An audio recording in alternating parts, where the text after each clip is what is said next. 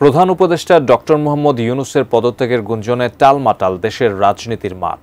এই খবর প্রকাশ্যে আসার পর উত্তেজনা ছড়িয়ে পড়েছে রাজনৈতিক অঙ্গন থেকে শুরু করে সাধারণ জনগণের মাঝে। কিন্তু আদৌ কি এমন সিদ্ধান্ত নেবেন প্রফেসর মোহাম্মদ ইউনূস? বিস্তারিত আরিফ হাসানের প্রতিবেদনে। দেশের চলমান রাজনৈতিক অস্থিরতা, আন্দোলন আর বিভিন্ন দাবি দেওয়ায় অতিষ্ঠ হয়ে পদত্যাগের ভাবনা ভেবেছেন অন্তর্বর্তী সরকারের প্রধান উপদেষ্টা ডক্টর মোহাম্মদ ইউনূস। এই খবরে টালমাটাল হয়ে পড়ে দেশের রাজনৈতিক অঙ্গন। তবে তিনি আদৌ পদত্যাগ করবেন কিনা সে বিষয়ে এবার স্পষ্ট বার্তা দিয়েছেন প্রধান উপদেষ্টার আইসিটি বিষয়ক বিশেষ সহকারী ফয়েজ আহমেদ তৈয়ব। শুক্রবার এক ফেসবুক পোস্টে তিনি জানিয়েছেন, অধ্যাপক ডক্টর মোহাম্মদ ইউনূসের ব্যক্তিগতভাবে ক্ষমতার প্রয়োজন নেই, কিন্তু বাংলাদেশের শান্তিপূর্ণ গণতান্ত্রিক রূপান্তরের জন্য তার প্রয়োজন আছে। তিনি বলেন, প্রধান উপদেষ্টা পদত্যাগ করবেন না, বরং সরকারকে আরও গতিশীল, উপদেষ্টাদের আরও কার্যকর হতে হবে এবং দৃশ্যমান অগ্রগতি জনতার সামনে উপস্থাপন করতে হবে।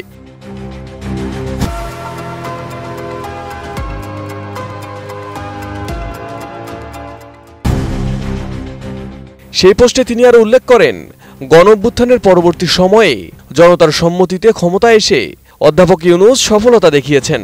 এটা জনগণের সামনে তুলে ধরতে হবে। বিশ্ব সম্প্রদায়ের কাছে ডক্টর ইউনূসের সম্মান ও গ্রহণযোগ্যতা রয়েছে উল্লেখ করে ফয়েজ বলেন, এ সম্মান রক্ষা করা আমাদের দায়িত্ব। রাজনৈতিক দলগুলোর সঙ্গে নিবিড় সংলাপের প্রয়োজনীয়তার কথা উল্লেখ করে তিনি বলেন, সরকারকে এখন থেকে নিয়মিতভাবে দলগুলোর মতামত জানতে হবে, বিচ্ছিন্নতা কাম্য নয়। পাশাপাশি সেনাবাহিনী রাজনীতিতে হস্তক্ষেপ করবে না বলেও তিনি মন্তব্য করেন। ডিসেম্বরের মধ্যে নির্বাচন সংক্রান্ত সেনাবাহিনী প্রধানের বক্তব্যের সমালোচনা করে তিনি বলেন, আজকের দুনিয়ায় কোনো সভ্য দেশের সেনাবাহিনী রাজনীতি করে না। তাই ডিসেম্বরের মধ্যে নির্বাচনের বক্তব্যে সেনাপ্রধান জুরিসডিকশনাল কারেক্টনেস রক্ষা করতে পারেননি বলে মন্তব্য করেন। তবে সেনাবাহিনীর প্রতি সম্মান ও আস্থার বিষয়টি বজায় রাখার উপর গুরুত্ব আরোপ করেন ফয়েজ আহমেদ। আগামী নির্বাচনের সম্ভাব্য সময়কাল সম্পর্কে তিনি জানান, দরকারি প্রস্তুতি শেষ করে নির্বাচন এপ্রিল-মের মধ্যে অনুষ্ঠিত হবে। নির্বাচনের নির্ধারিত তারিখ ঘোষণার ইখতিয়ার শুধুমাত্র ডক্টর ইউনূসের, অন্য কেউ তা হাইজ্যাক করতে পারবে না।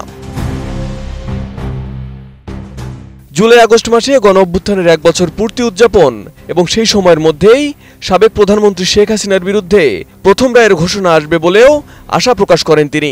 সেই সাথে স্ট্যাটাসের শেষ অংশে তিনি বলেন, ইনশাআল্লাহ আমরা হারব না, আমাদের হারানো যাবে না। Arif Hasan, ATN news, Dhaka.